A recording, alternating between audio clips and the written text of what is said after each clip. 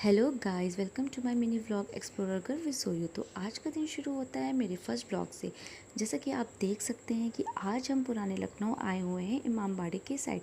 यहाँ पर आज के दिन बहुत भीड़ है क्योंकि आज चहलुम का दिन है और यहाँ पर इमामबाड़े के अंदर बहुत सारे लोग आए हुए हैं, जिनमें से हम भी एक थे।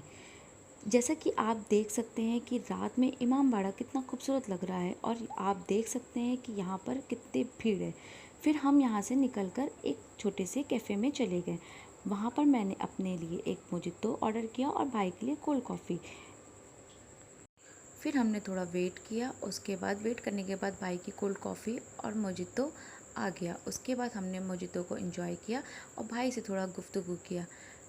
हमारी गुफ्तगू के बीच में मम्मी का आ गया कॉल, जिसकी वजह से हम लोग को घर की ओर निकलना पड़ा क्योंकि ऑलरेडी हम लोग लेट हो चुके थे। तो अगर आपको हमारी वीडियो अच्छी लगे तो हमारी वीडियो को लाइक, शेयर, कमेंट, सब्सक्राइब करना ना भूलें।